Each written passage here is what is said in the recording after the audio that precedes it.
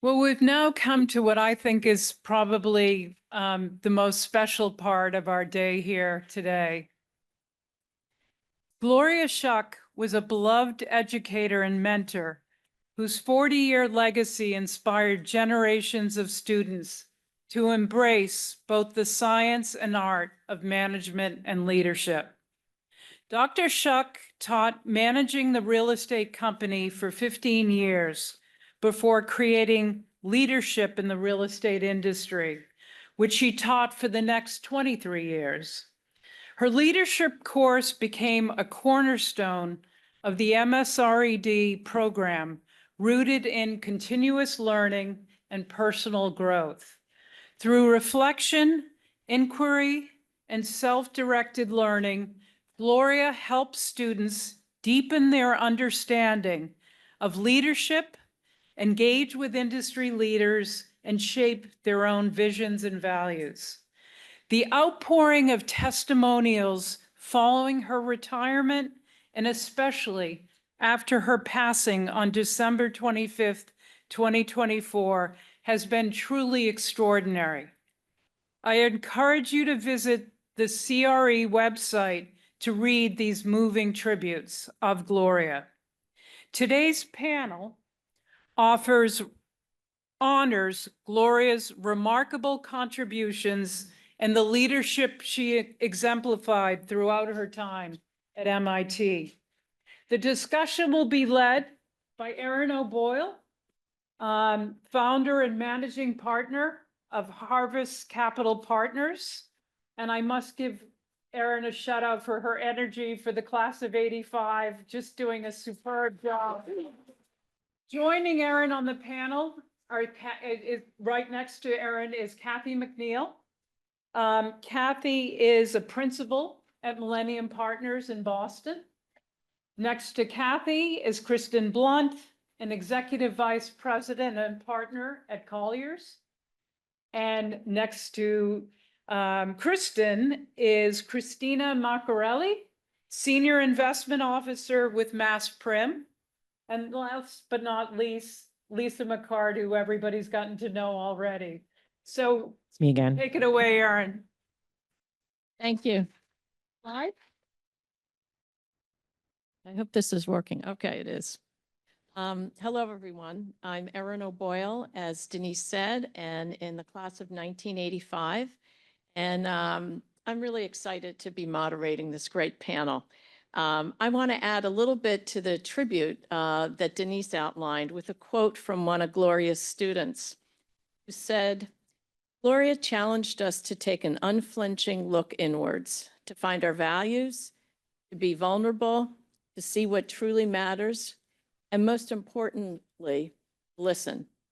She taught us that leadership is all about empathy and authenticity, and that lesson will stay with me through the rest of my life. That was Beatrice Klink, 2023. So our speakers, they're going to offer different focuses on how they have achieved leadership in their careers. And we're going to start with the questions to all the panelists, and then we'll mix it up a bit. But I want to start with a question to all the panelists, that building on your remembrance of Gloria, what do you remember from Gloria's class, and how has that impacted your leadership style and how you lead others? Kathy, do you want to kick us off? Sure. Well, beside her trademark braid, I don't know if any of you remember, but I don't remember Gloria in that picture, because in our class, she always had a trademark braid in her hair, which I thought was really cool at the time. And it was because she was authentic. But what I mostly remember learning from Gloria was it's okay to not be the smartest person in the room. And I'm going to leave it at that, because I think I'll revisit that theme as we talk today. I remember Gloria's braid too. I think she wore it in my class too. I'm class of '98. You know, we read, I don't know how many case studies we read in Gloria's class. And, but I think the thing that I learned and took out of that class was that CRE is a team sport. You know, we've talked all day about returns and IRRs and NOIs and all this other stuff. But I think the reality is that none of us gets anything done without each other. And that was the point of every single case study and every single leadership study that we read in Gloria's class was, how do we get along with each other? How do we work with each other? How do we use our Myers-Briggs scores? Remember, we all did that with Gloria's class, to find another person that complements your skills to get the job done. And as if one of the questions is, what's your biggest regret? It's going to be that I didn't actually take Gloria's class. I remember having a whole list of classes that you wanted to take and you had to decide. You couldn't take them all. And I remember Gloria, and I remember all the great things that people said about her class. In particular, classmates of mine, I was class of 2011, who took her class. And I remember thinking, man, they look like they're having a whole lot of fun in there. And I do remember Gloria, and you know, her reputation has, you know, preceded her and has succeeded her. And obviously, because of all these, you know, people that have taken her class, you know, probably one of those things I wish I did do. My strongest memory of Gloria was probably the last day of class, where she sort of paused and said, "Now you all remember, you're walking out of here with prime stamped on your ass." I was like, "What? Really? Not grade A, but prime?" But I think it sort of evoked the notion of confidence, right? That you had sort of an affirmation that the world will acknowledge. And I think standing from that base was really powerful in making, you know, leadership executive changes or leadership and executive decisions throughout my career. Not just, you know, the everyday, but I just remember hanging on that platform for not the prime stamped on my ass, but just the fact that like you have the leadership presence and the power to sort of do the right things. So building on that, and coming down this way, we'll start with Lisa. What 3 words describe leadership to you? Oh gosh, I mean, the first word that comes to mind is listening. It's probably one of the most powerful skills.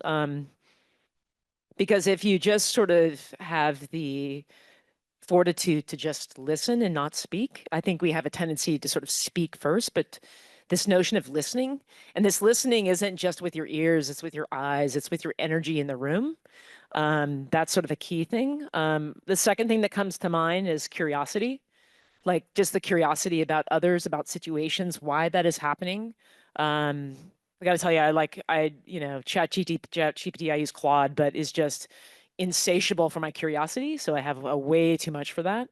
The third one, you know, I guess is somewhere in that realm of empathy and vulnerability, because I think, you know, expressing those pieces in leadership really allows people to sort of share the hard stuff that's going on within the organization and within them.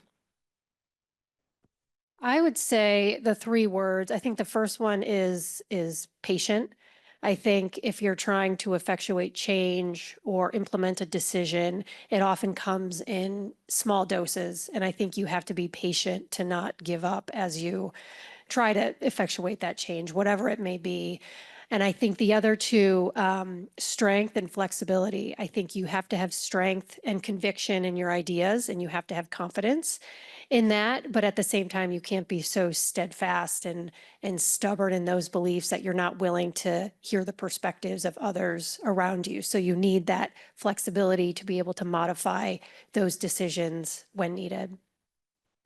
And I think to speak to what I just said about what I learned from Gloria is I think influence is probably the first thing that I would say. And in order to do that, in order to be influential, you have to be visionary. You have to at least have your own version of what you think you see in the future, or at least where you think you want to go in the future, or you want your team to go in the future.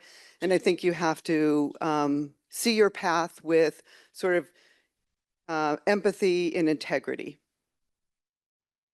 Well, those are all great points, and I will agree with all of those words. And then I'll speak personally, probably because most of my career I directed construction. So my 3 words are decisiveness, direct, and do it. In construction, Chris mentioned he had 600 workers on his site over at Alston. You need to keep that job moving. So I have always said a decision, even the wrong decision, is better than no decision. And I said wrong, not bad. A wrong decision is different than a bad decision. Then I will say direct. If you want something done, you need to be clear and concise with what you want done. Go do this. And finally, do it. Of course, lots of times we can talk, we can study, we can ask an architect to give us 3 more variations and 4 more sketches, or we can take the best information we have at the time and we can do it. And that's kind of the leadership style that I've used in my career. All right, how about this one to Kristen? We'll start with, what is the leadership decision you're most proud of? What's the biggest lesson you've learned in any of your major decisions? I think you started, Erin, by saying that we all have sort of different paths to leadership and different kind of leadership roles. And I think my leadership role as a service provider is one that I don't actually lead anybody. Nobody reports to me. And I think my leadership role is really more of a leader in the community, in that my role is to really put people in places together as really as an advisor in leasing real estate. And so I think the best decision I made as a leader was I used to lead our team, and I decided I did not want to lead our team because it really impacted my ability to actually make money and and really do what I felt like my passion was, which was to work with the clients. So for me, that was the best decision I could make. And for me to put my energy into doing things in the community and building my own brand in the community and helping build Collier's brand in the community was a much better use of my time. As a client, I'm going to agree with you. Yeah. Thanks for all the deals. How about you, Christina? I'll agree with Kristen. You know, we're a small team at Mass Prim, so I don't have, I'm never going to have 200 people reporting to me. I don't think it's about the reporting lines, the direct reporting lines. I think it's about being present and being visible and sharing your ideas. I don't think it's necessarily about that, very formal leadership. As far as leadership decision, I think there's a lot of small decisions, and I'm thinking even of late, I think in the last panel, someone mentioned, the capital's been on the sidelines, and it's true in large part, we're a major capital source. We have in part been on the sidelines, but I think we've prided ourselves in being very active in the market. We've underwritten a ton of deals, and some of them don't pencil because I think we're actively trying to understand the risk and try to price that risk and uncertainty, which everyone in this room knows that's very, very hard to do. But I think the decisions that we have made, investment decisions over the past couple of years, I think have been, hopefully when we're doing this in 10 years or 20 years for the 50th and the 60th anniversary, we'll look back and say those were the decisions that were the most important, because the decisions that you make in times of uncertainty, I think, are going to be the ones that hopefully you'll remember years from now. And then, the biggest lesson learned, I think, just in my career, I've learned that in some cases, there will be advocates for you who will help you be a leader, who will call you out and say, I want you to lead this, but that doesn't always happen. I've been fortunate in some cases where that does happen, but it doesn't always happen. So I think to be your best advocate, I think is my biggest lesson learned. Lisa, what would you add? I think my largest lessons learned, I have to paint a little bit of a picture in that, when I joined Blackstone, they were sort of 7 years into holding EOP, and I came in as the COO, and then within 6 months, I was made the CEO, and the organization had had 5 CEOs in 4 years. And there were about 450 people in the organization when I joined it. And I will tell you that most of them, probably about 75% of them, had been there when Blackstone bought the company about 9 years prior. So you can tell this is an opportunistic fund. It's getting a little long in the tooth.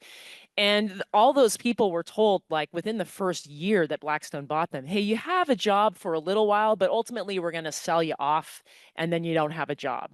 So all these people were basically living in a foxhole, right? And they were sort of communicating in the foxholes. They could not crawl out of the foxholes. So, and, you know, anytime they stuck their head up and had any kind of opinion, they got it sort of like, you know, shot at, right? By Blackstone, by the leadership, by whatever. So the first thing was just changing the culture of this organization, you know, so that you were trusted to actually, I want to hear your opinion, right? So get these people to come out of foxholes, right? And that took some time. And I can remember the first day I like walked through the halls of the company's headquarters in Chicago, and I was saying hello to people and they were like literally startled and like falling against the wall, like, oh my God, like a CEO is saying hello to me. And I think the best compliment I ever got was like, you don't act like a CEO. I was like, well, what does a CEO act like? Which was refreshing. But I think the greatest sort of leadership move I think I had was just, you know, when I was scrubbing through sort of the compensation structures of the organization and realizing that on average, the women in the same exact roles were getting paid 20% less. That I just brought it up, but I also wanted to understand why that had happened. And I realized that men doing the hiring were actually trying to get a deal, and women always undersell themselves because they actually are asked what was their compensation at the last firm they were at, and men oversell their position. And so I made it a rule, and anytime that we're hiring anybody, is that we're not to ask what they made previously. We are just going to pay what the position pays. And we equalized the pays within the organization. Blackstone was immensely supportive of the move, and I feel very proud of that maneuver. That's a great story.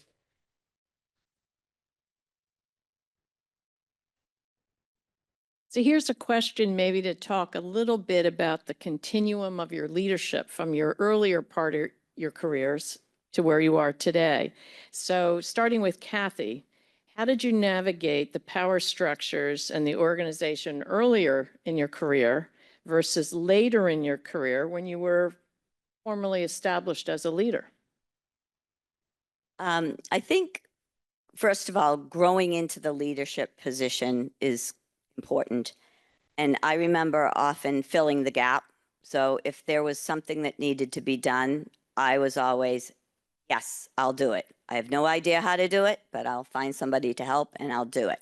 And I always volunteered and stepped up. And over time, that gave me credibility, that gave me a seat at the table.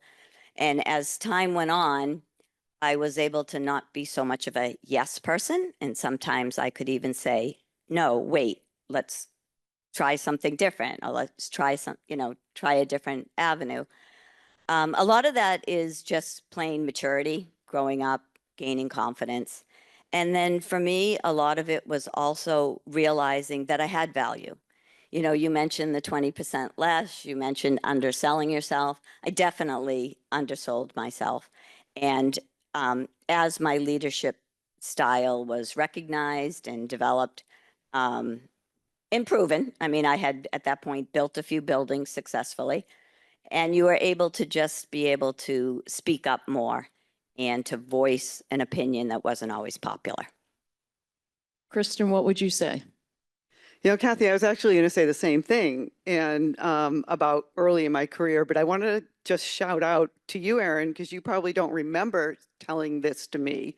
But when I first got out of the program, you and I had coffee, I think, or we were in the middle of working on some project together or something, and you pulled me aside and you said, just say yes. If you don't know how to do it, call me, call somebody else. You'll figure it out. And I did the same types of things.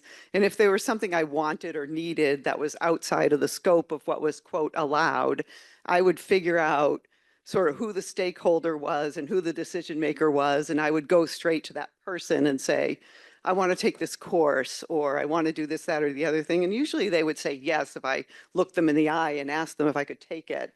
And then as time went on, I realized, you know, as a producer, the more money I made for the company, the more powerful I was.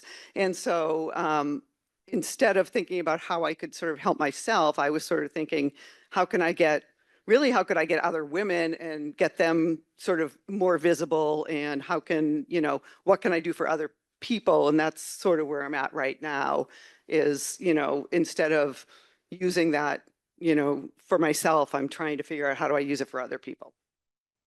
Christina, what do you think? So I think early on, and I think this is natural, but you tend to focus on kind of the formal power structures, who has the title, who has the corner office, the seniority, and you sort of adhere to that. And then I think at least as I've become more experienced, I realize there's a lot more informal power structures that go on. And I think it's very worth paying attention to those. You know, there are a lot of people throughout an organization that can influence decisions. And I think focusing on that and not just sort of this strict hierarchy, I think is very important. And I've learned that sort of over the past, couple decades. I would say two things. One is sort of like when I didn't have enough money. I was living sort of like after I graduated from grad school, a little bit of hand to mouth, right? Just because this is sort of like how I grew up.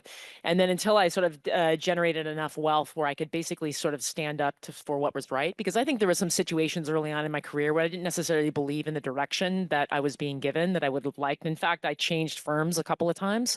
In fact, I even took a fire person's exam because I'm like, I'm out of real estate. This is it. But I came back to it, thankfully. Wiser heads prevailed. So that's one. It's just sort of not living within my means allowed me to sort of live correctly. And then I remember this one influential moment where I was head of a team and I was being mentored by the CEO of the company. And, I was having a problem with the CFO of our group because he was, intentionally trying to be a little bit antagonistic and passive aggressive and was not sort of, I think, processing things for my group like other groups. And so I asked the CEO of the company at the time, what do I do about this guy? I mean, I think this is ultimately going to be a problem. He goes, Lisa, look, just get your people performing really well, doing everything right, giving them everything they need, and no one can touch you. I was like, whoa. And I've actually really followed that rule the rest of my career, and it's been exceptional. You get your people performing at the top of their game and loving what they're doing and loving who they do it for, and no one can touch you because they're afraid to pull you out. I mean, it doesn't matter which structure you're in, but I found that to be incredibly sage advice as I've matured my leadership. That's great. How about moving in another direction? I think we've all heard the phrase about the imposter syndrome, that sometimes leaders are in a role and they feel like an imposter. So have you ever felt that way? I'm going to start with Christina. And how did you navigate through it? As I said on our panel or on our intro, when we had a call, I said I felt it right now, sitting on a panel with, very respectable people who I know very well, who participated in, I think, as celebrity judges in Todd's class when I was a student. And, I've known Aaron for a long time and we've worked together. We weren't really celebrities. That was just Todd's fantasy world. I know he's out there somewhere. I can't see him. And then obviously Lisa's had an illustrious career as well. So I think in not just today, but I think in other parts of, whether it's being asked to, sit on a panel or being asked to present something or being asked to lead a project, I think, we all at times have had imposter syndrome or why are they asking me to do this? And then I've learned by, sometimes it's, the close people that whether it's personal or professional that say, well, they asked you to do that for a reason. So just do it. And I always ask myself, well, how am I going to feel if this goes well? How am I going to feel afterwards if it goes really well, and try to just kind of focus on the positive and then just do it. I like that. Kathy, you must have faced this a number of times. What would be your response? No, I haven't faced it a number of times. You think I'm an imposter? My acceptance letter to MIT, like I so did not belong at MIT. And but you work hard and you struggle through it. And when I got that degree, I was extremely proud. My family, which is basically blue collar workers, was extremely proud. And what I realized is that being authentic. You know, we go back to what Gloria taught us, being authentic to yourself, acknowledging that there are situations that you put in that are uncomfortable. And I guess I always had true grit. So you just work so hard at it. Eventually you fake it till you make it. I like that. I like that. I want to go back to something, Lisa, you said early on, which was about how you instituted systemic change when you were at Blackstone. And I'd like to just have you start, but all the panelists add, you know, how did you push for that? How did you succeed at that? That's such a hallmark of leadership. Can you add some thoughts? I think it actually goes back to a little bit of I was incredibly liked, you know, organizationally. I got people performing. The organization was, I mean, our goal was to really sell down the portfolio, but ultimately my goal was to get people to feel good about where they were and that they were part of a great organization learning. And so I think there was an acknowledgement that what I was doing was working. And so I could push, I had currency to push for change. And I also just felt that it was right. You know, I was also at a point in my career that if, you know, they said no, they'd say no. You know, what liability did that have? So I think part of it is just knowing that you had the backing of your team, you had the backing of your organization, you were doing the right thing, and the company was performing. We were performing, you know, outperforming sort of where the company had been performing the prior 2 years, which is probably not hard when you have that many CEOs in a short period of time. So, you know, with performance, you can push. And so I think without performance, you can't push. So first is to get the team performing, and then you have the chutzpah to essentially, you know, get in there and do what you think is right. Do you say some of that is the ability to take risk? Oh, 100%. Yeah, and I think like, you know, this question about imposter syndrome, and there's an aspect of imposter syndrome that is uncomfortable. So it's being, you know, comfortable with the discomfort. And look, I'm a former bike racer. I know about discomfort. I still, you know, for recreation, you know, this last weekend rode my bike across the Idaho sawtooths, you know, 50 miles a day in gravel roads. You know, I'm comfortable with the discomfort. There's some odd sort of like awareness that happens in that for me. But I think like that's where real growth and learning happens, right? Is when you can actually push yourself to the edge. There's a reason why, you know, the irritant in the oyster creates the pearl. You know, we sort of have to kind of create and find those edges for ourselves. Otherwise, there's not growth and development. And, you know, you have to push your organizations that way too, right? Otherwise, they're just going to atrophy.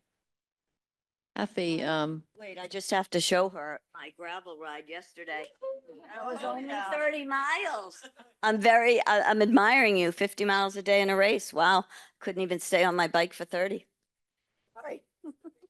well, what can you add to that question, Kathy? Because that's such a great intro with your bang up there. Well, I'd say I failed because construction still is just, we haven't changed enough. And I'm very excited for AI. I'm very excited for new technologies that are out there to actually create some systemic change in construction, in the way we build, in the way we're able to hopefully find a way to make housing more affordable. So I teach a class in construction management now, and I tell the students I'm so excited for them because they're the generation that is going to bring change to the construction industry. All right, I'm going to move to Kristen on this one. So leadership is making change, taking risks. Did you ever experience resistance or alienation when you were leading? And then how did you deal with it? The answer is yes, and I think we've all faced resistance and alienation. And I think the short answer is I've just forged on. I think, Kathy, you used the word grit. I think we all have, none of us, and I look at all these people that I can probably not see through these lights, but I don't think any of us would be in this room if we didn't have grit. And we didn't have the fortitude to just say, you know, knock me down, I'm getting up, I'm moving. And I think, you know, I couldn't do 30 miles on my bike, but by God, if I fell, I would get up again. And just you probably got up again. So that's my answer to that. I like it. How about you, Christina? Definitely. I think there's definitely been resistance. I think some resistance is good though. I think, if there's no resistance, then you're surrounding yourself by yes people. I think someone referenced that earlier. Either that or you haven't created enough of an environment that people feel that they can push back on you and you want that open environment. I think pushing back, I think is important so that it kind of really helps solidify your ideas. We have something that we call a red team at Prim. If you have a new investment idea, a new investment strategy, a new manager that you're underwriting, someone is actively assigned as a red team and they are meant to poke holes into your thesis and try to derail your thesis. And it's really to help you prepare. And since we've done this, we've implemented it a couple of years ago. I think it's only gotten better, and I think we've only become more well-rounded as an organization. And you really have to prepare even more than you otherwise would have. So You're right. Diversity of thought is really important. All right, I'm going to have one last question before we open it up to the audience. Lisa, I'm going to ask you, there's a lot of challenge, but there's benefits that come from your leadership experience. What personal benefits do you feel you've received by being a leader? Wow. I think the first thing that comes to mind is, there's all these like young leaders who were at the organization when I joined it, and I got this opportunity to show them a new style of leadership. And I think that was actually really cool because many of them have gone on to sort of like run their own companies or go to other firms or whatever. And I'll often get a call that's like, wow, I had no idea how good I had it. It's like real good satisfaction in that. But they're also going on to sort of like do a new style of leadership because essentially, if we kind of continue sort of the old style of leadership, which is a little bit maybe from, our trade came out of military science, so command and control, right? And so I think showing a different style, which I think is going to be necessary to be successful in sort of the future of our business is really critical. And seeing the next generation pick up those aspects of leadership and run with them is really, really rewarding. Kristen, what thoughts would you add? I mean, I would add that like it gives you the opportunity to give back to other people. It gives you a certain bit of self-confidence that you've built and that you've done something that's entirely your own. I think that it's a journey, and I feel like your leadership gives you the ability to pivot. And I mean, I loved your story, Lisa, about all the different things that you did. And if you didn't have a leadership journey, your story may have been something very different. I think leadership kind of perpetuates in a way. I mean, again, we're a small team and there are times where I might be the only person from our team in a meeting. So there's nowhere to hide. I can't sit back and sort of just not say anything. I have to be engaged. I have to ask questions. I have to give my perspective. And so I think sort of being in the role has sort of given me more of those same opportunities. Right, I don't know if the mic is out there. Okay, and there is quite a glare here. So let's open it up to questions, and I'm hoping there will be a few, and we'll have a little back and forth. Can you hear me? Yeah. Yeah. Lisa, I have a question for you. How did you make the decision and how did you evaluate going into Blackstone with that leadership turnover, knowing that the team already knew they were going to be phased out? That was a high-risk situation. I imagine when you came in, not only did you have a change of leadership, but people looked at you like, is she going to be here very long? So what was your thinking on that? Yeah, that's a great question. In fact, how I ended up going to Blackstone is, I got passed over for a job that I should have gotten, in my prior company. And the guy that got the job before me was making my life a little bit difficult. So I was open to opportunities, to say the least. And at the same time, John Gray had walked through one of my assets and says, "Oh my God, we need people who know how to do this." I get a phone call, and it's a guy who I knew was previously at Speaker, and he was now the CEO. So he said, "Hey, I want you to come on board and be a managing director." And I was like, why would I want to come on as a managing director? I kind of have that job. They're like, "Well, it's Blackstone." And I was like, "So?" No? And they're like, "What?" They're like, "How about COO?" And I'm like, "Okay, well, what is COO?" And they're like, "I don't know. Why write a job description?" So I oddly wrote a job description for the CEO. Anyway, I was hired, and I just honestly, it was funny because the first 3 months were absolute chaos. I could tell that the organization was in complete disarray. And then, and this new CEO was really sort of trying to find his way. I mean, he was well known in the industry. And then, one trip we're in New York, and I get pulled aside to John Gray's office. He says, "Like, yeah, you're CEO now." And I was like, "What?" Of like a 400-person organization. The largest team I'd run before that is like 20 people. Yeah, and they said, "Well, by the fact that you're not running out of this room means that it must be okay." If you know anything about private equity, like, it makes decisions like this, right? Like really, really quickly. So to fully answer your question, I didn't really know what I was getting into, but there was a little bit of an aspect of where I was a bit sort of felt not valued by my prior employer. And I was like, what could go wrong here? And it was a deeply learning, fed by the fire hose kind of experience, and an incredible opportunity to really see a lot of transactional volume and the dynamics of people across many, many markets. But I think I don't think I'm naturally drawn to chaos. I think, we may be thinking that we're running from a smoldering fire and maybe running into another one. I'm not exactly sure in this industry, but great question. Well said. How about another question? Hi, sorry, that came very loud. I'm Fernanda, 2016, I'm from Mexico. So thank you very much for sharing such honest stories on leadership and resilience. And I see this room full of male, like really successful men, and women are a minority, right? So how can these male leaders be our real allies in shifting power structures through either pay equity, board diversity, or culture for a lasting institutional change? And I would like whoever wants to answer this. Somebody jump in.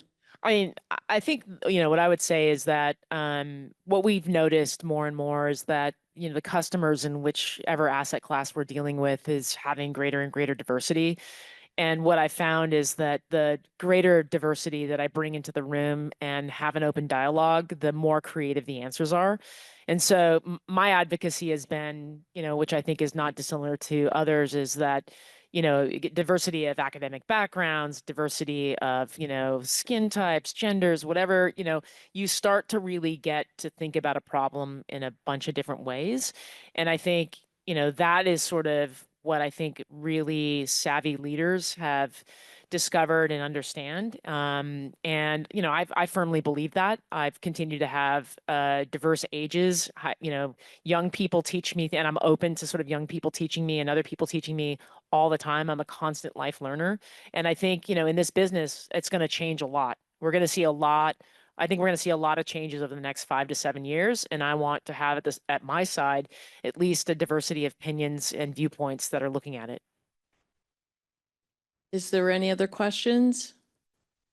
No. Okay, so we have a wrap-up question for everyone, because I think this kind of would help all of us look to the future with your advice.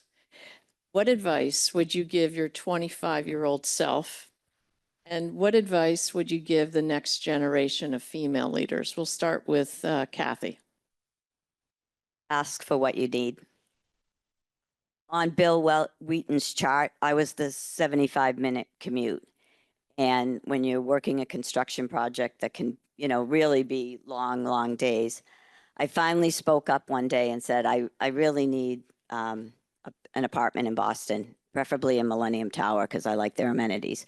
And they said, yeah, sure, no problem. I was like, darn, why didn't I ask for that 5 years, 6 years ago? So ask for what you want. People aren't mind readers. And I kind of want to follow that up for the woman who asked, what can men do to help support women? Women need to ask men for what they need for support. Kristen? I would say you own your life, you own your destiny, you make your own decisions, and don't sit around and wait for something to happen, because it doesn't work that way. To add to what Kathy said, not just ask, but do. Don't rely on somebody to make you happy. Don't rely on somebody to give you a raise.